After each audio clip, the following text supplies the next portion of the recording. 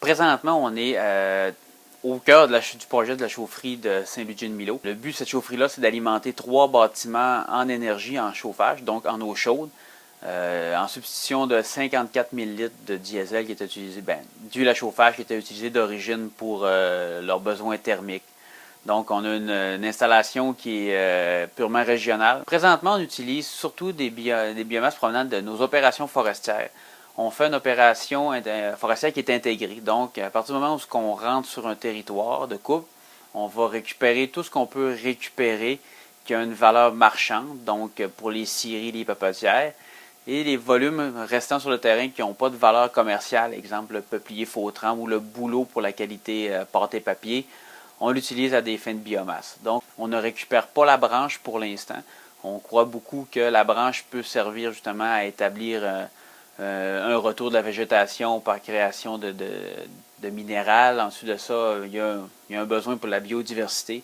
Donc, tout ce qu'on récupère, c'est vraiment la partie qui était considérée comme éventuellement marchande s'il y avait un preneur pour cette essence-là. Mais vu qu'il n'y a pas de valorisation qui est faite dans la région, nous, on l'utilise pour la mettre en copeaux puis l'utiliser comme combustible dans notre projet. On a commencé à s'intéresser à la biomasse, je dirais, en 2007. On était dans les débuts de la crise forestière. On se cherchait une façon de revaloriser nos opérations, de trouver une nouvelle activité économique avec nos opérateurs forestiers. Et d'un autre côté, on sentait vraiment qu'il y avait un vouloir politique concernant les énergies renouvelables. Donc, des façons nouvelles d'utiliser notre énergie, de trouver des nouvelles énergies ou de mettre en place des nouvelles filières. Présentement, on voit l'approvisionnement pour une saison de chauffage pour le projet d'Énergie Milo. Ici, on a environ 175 tonnes métriques anides de matière, prêtes, conditionnées, déchiquetées, prêtes à être livrées directement chez Énergie Milo dans leurs réserves. Cette énergie-là va nous permettre de passer l'hiver au complet. Donc, au lieu de partir d'une raffinerie de Montréal, ça part directement 1 kilomètre plus loin que la chaufferie Saint-Ludger-de-Milo.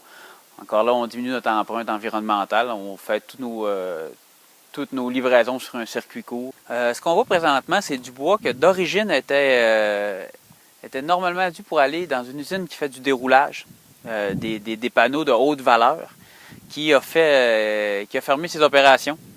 Le marché étant ce qu'il est dans le domaine forestier, pas pu survivre. Ce qu'on a fait, c'est qu'on a décidé, nous, de le sortir du bois, de l'amener dans une cour de transfert. On a travaillé avec une coopérative qui a des serres, les serres Belles de Jour. Eux, ils ont un projet justement en énergie renouvelable. C'est un mandat qu'on va avoir avec eux pour les 10 prochaines années. Donc, on va leur livrer de la matière qu'on va réussir à revaloriser via justement un réseau coopératif. Donc, une coopérative qui va livrer à une autre coopérative. Encore là, on parle d'économie locale, on parle d'emploi dans la région. Puis nous, ça nous permet justement, ici, on a peut-être le travail pour une équipe d'abattage pour 2 semaines, 4000 m3. Donc, ça nous a permis encore là de continuer à donner du travail à nos membres. Chacune des petites initiatives qui sont faites pour le domaine forestier, pour les énergies renouvelables, sont considérées comme étant importantes pour nous parce que ça a des retombées qui sont directes sur nos travailleurs.